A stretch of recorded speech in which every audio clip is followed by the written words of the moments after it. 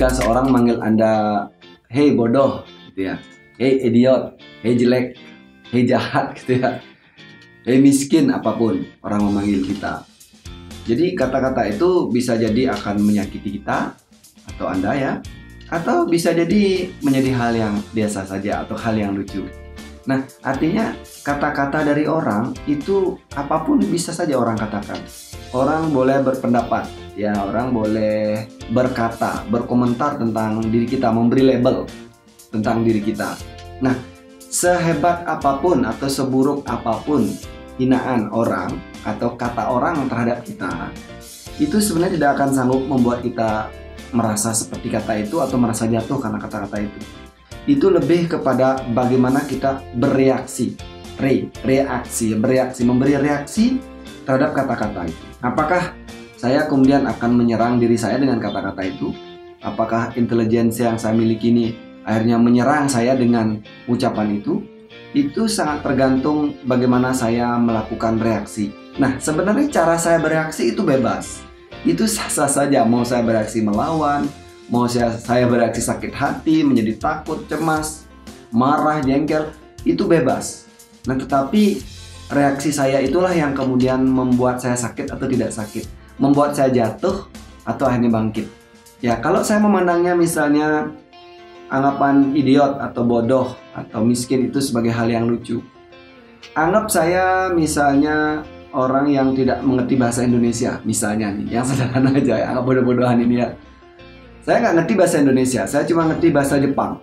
Lalu saya dipanggil, idiot.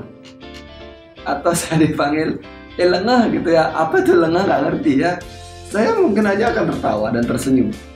Karena di pengetahuan saya nggak tahu arti itu. Misalnya ini cara bodoh dulu ya, cara bodoh. Nah, saya kan memberi suatu reaksi yang menganggap bahwa itu lucu, hal yang lucu. Jadi secara psikologi nih, kulit psikologi saya ini, pikiran dan perasaan saya nggak ngerti dengan kata-kata itu. Sehingga reaksi saya ya tergantung muka orang itu saat itu ya. Dan tergantung juga suasana hati saya saat itu ya. Nah, dari sini aja kita berpikir bahwa kenapa kita mengizinkan sebuah kata atau yang waktu kecil kita bilang bulian istilahnya ya, itu membuat kita akhirnya jatuh, terperangkap, tersungkur ke dalam emosi yang negatif, yaitu karena cara kita bereaksi. Kalau kita hilangkan kata aksi, re-nya dihilangkan jadi aksi. Kita melakukan sebuah aksi, kita memilih melakukan sebuah sikap, tindakan.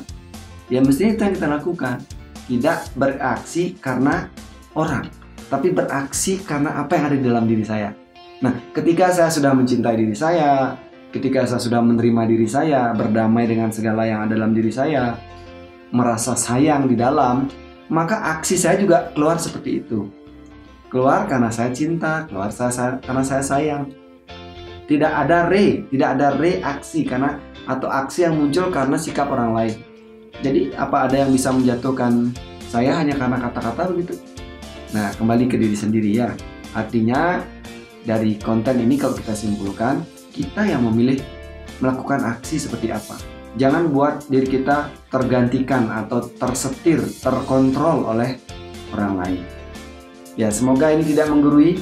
Kita sama-sama belajar, kita sama-sama saling memperkuat diri kita, bahwa saat kita sudah mencintai, menemukan diri kita, mengangkat diri kita di dalam mencintai, mengagumi gitu ya, tidak sombong tapi mengagumi, maka kita akan beraksi bukan bereaksi.